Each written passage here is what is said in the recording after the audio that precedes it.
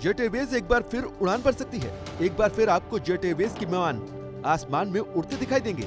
दिवालिया हो चुकी जेट एयरवेज को नया खरीदार मिल गया है। जेट एयरवेज की बोली को जलान कैलरॉक कंसोर्टियम ने जीत लिया है। जलान कैलरॉक कंसोर्टियम के रेजोल्यूशन प्लान को एनसीएलटी से मंजूरी मिलने का इंतजार है। मंजूरी मिलने के बाद 4 से 6 महीने में जेट एयरवेज फिर से शुरू हो सकती है। जेट एयरवेज 25 विमानों के साथ दोबारा शुरुआत कर सकती है। भारी कर्ज और घाटे के बीच जेट एयरवेज को अप्रैल 2019 में बंद कर दिया गया था। उस समय कंपनी के प्रमोटर नरेश गोयल को 500 करोड़ रुपए की जरूरत थी, लेकिन नरेश गोयल फंड्स का जुगाड़ नहीं कर पाए।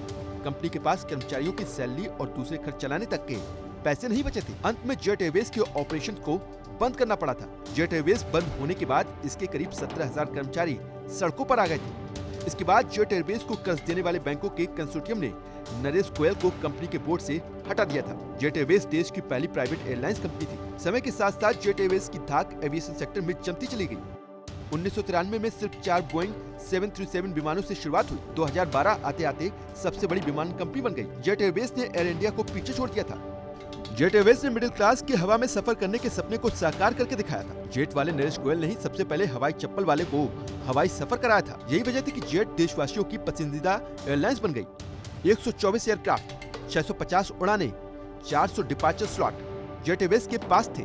ऐसे गौरवशाली जेट एयरवेज की उड़ान जब ढलान पर गिरनी शुरू हुई तो संभाले नहीं संभली। मार्च 2019 में जेट एयरवेज का घाटा 5,535 करोड़ रुपए था। जेट एयरवेज बैंकों के 8,500 करोड़ रुपए का कर्ज लौटा नहीं पाई। 3500 करोड़ रुपए का लीजिंग फर्म का बकाया भी जेट एयरवेज चुका नहीं पाई। जेट के बेड़े में 120 विमानों से घटकर सिर्फ 16 विमान रह गए। लेकिन अब माना जा रहा है कि जेट एक बार फिर टॉप पर होगी। जलान कैलरॉक कंसोर्टियम का प्लान है कि जेट एयरवेज दोबारा इंटरनेशनल रूट्स पर उड़ान भरे। जेट में नई पूंजी का निवेश करना है, कर्जदाताओं को हिस्सेदारी ऑफर करने का है, नए जहाज खरीदने के लिए पुराने जहाजों की बिक्री करना है।